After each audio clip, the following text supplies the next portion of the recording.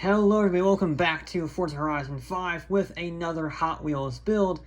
I'm not using the E-Tron GT because it sucks. I tried a fair few different video ideas with it. I tried racing it against the Taycan because, the battle of the German electric cars, and the Taycan is an S1 class, and the Audi, the poor Audi, is halfway through A class. It kind of sucks against its rival, and I built it for the Hot Wheels builds, and it was the slowest thing I think I've ever driven in my entire life. It was the Sedan of the Hot Wheels series, so I didn't even bother, because if it was terrifying to drive but slow, that's one thing, because that has content. But it was just boring. So instead, we're going to use a different Audi, the RS3 Sedan, because, I don't know, we use the RS7 in the Rallycross builds, and I want to do something a little different. It is a little smaller. Maybe it'll be a little lighter, helps out with this performance. We'll have to see, though. It does start out in A class. It's not the biggest tires, 265s all around. We'll be able to make them a little bit wider via the wheel extensions, what you want to call them. We already all on sport parts. We can drop it down to less than 3,000 pounds. That is very good. Even with a roll cage is less than 3,000 pounds. We are going to want just all of that. I think we'll keep it with the 7-speed. I think that'll work. Definitely want the diff, and then everything else will save if we need PI later. I don't think we will, because this is all-wheel drive, and all-wheel drive cars tend to build PI pretty quickly because they don't have that traction disadvantage, which can actually end up hurting them, because, well, the whole reason the 300 SLR was quick was because it didn't have any traction. We're not going to get to the top of S1 class with that engine, so we got 6.2 V8, turbo rally engine, the 2JZ, and the V10. I think I'm going to go with the Lambo R8 engine. Yeah, it's a bit heavier.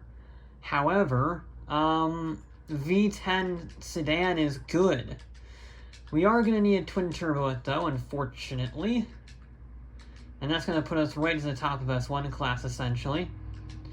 We can try to get it below 3,000 pounds. We aren't going to. That's too high. I don't know what I'm doing. Can't sneak anything else on. No, that adds a lot of weight and a lot of PI. I think we're going to want power. So I will actually add a little bit more weight to the thing in the effort to get the, well, how do I say, the power needed. We can actually get a full drive shaft reduction. That saves 28 pounds. And that is the top of S1 class. 880 horsepower, 600 torque, 3,100 pounds with all-wheel drive. And a nice V10 to boot. I don't know how this is going to fare. All-wheel drive cars historically struggle, but we'll see if we can break that curse. First impressions, driving it up here, it has a decent amount of grip and a decent amount of acceleration.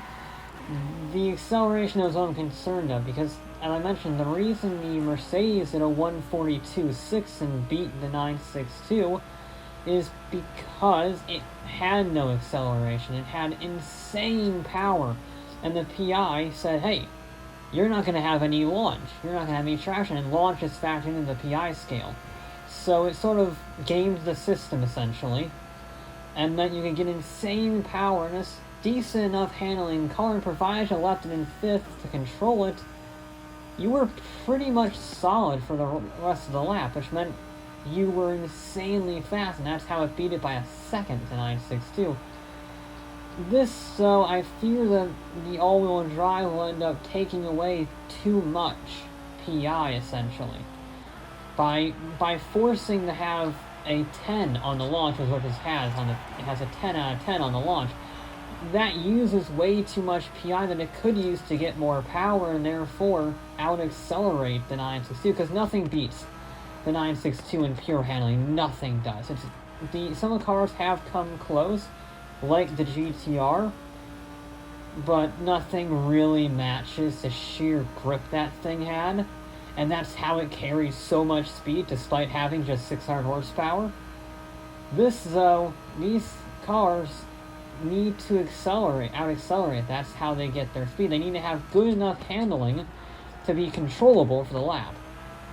But then, be able to hit the straightaway and just run away off in the distance so that the 962's handling or carrying of momentum isn't enough to overpower it.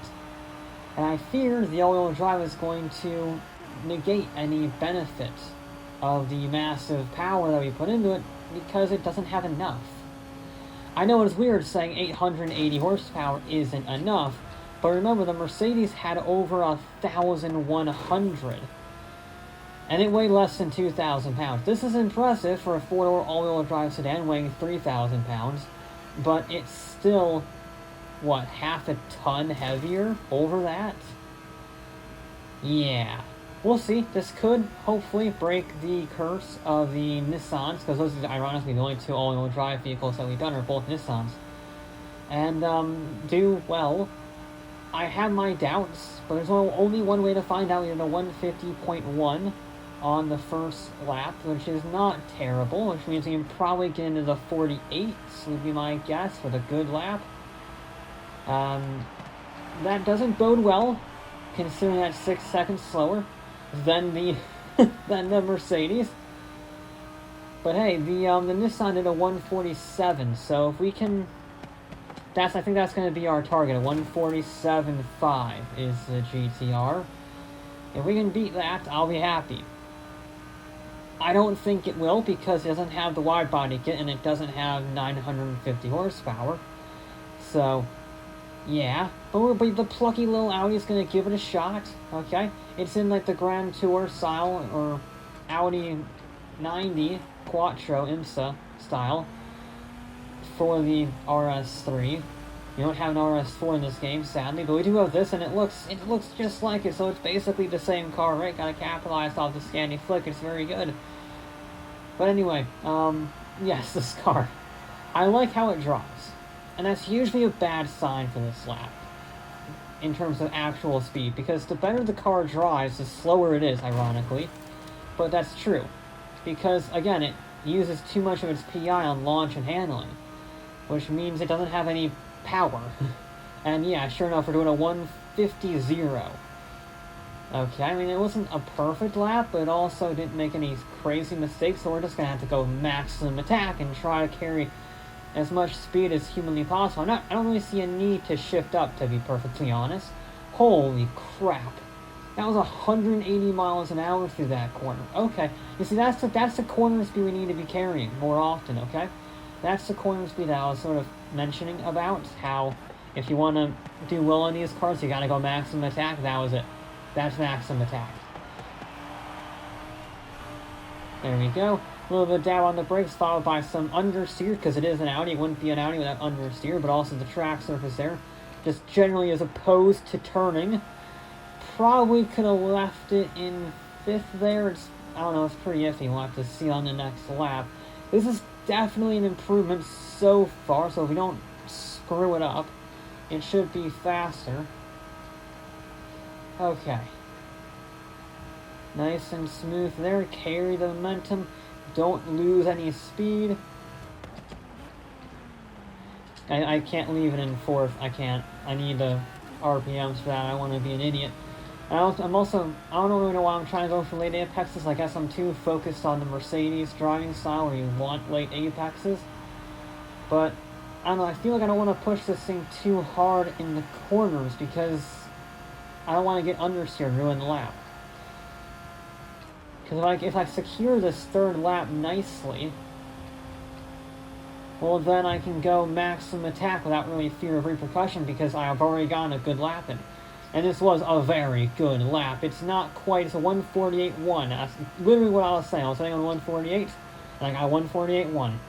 We do need to shave off if we want to beat the GTR 0.6 of a second, which is going to be difficult. But 180 through there again, that's so fast. I like it.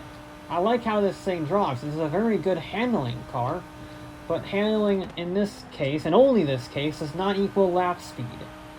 You want vehicles that are just about in control, and you can still maximize if you need to.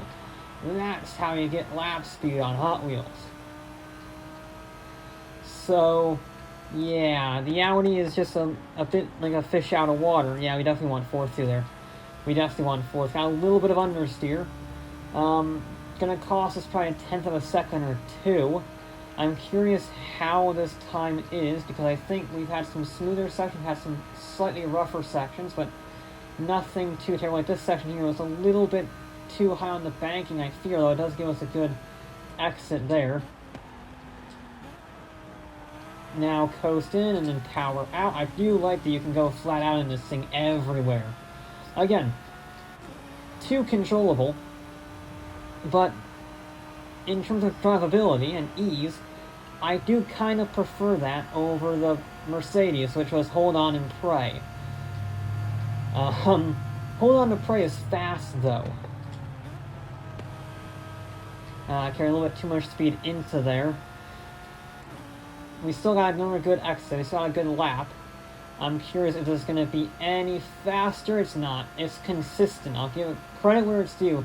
Heading to the final lap, the Audi is very consistent. That was within 0.2 of a second of our best so far.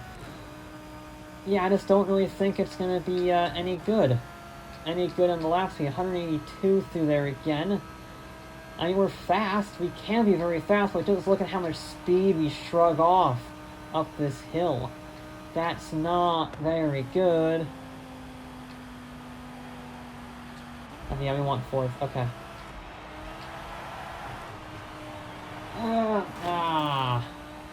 Damn it. I was pushing real hard, and I just asked too much of the front tires, and they gave up. They gave up on us.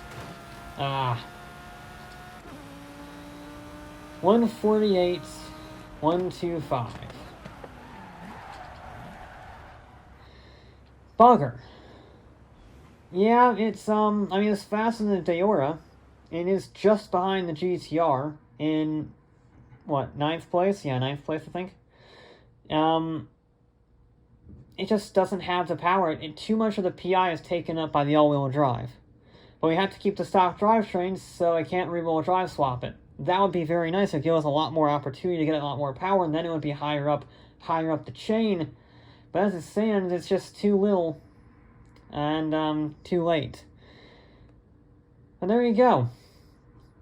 A little anticlimactic, I guess. No big hurrah for the RS3. It just lacks overall pace, weirdly enough. There you go. That'll be it for this episode of Forza Horizon 5. I'll be back with more.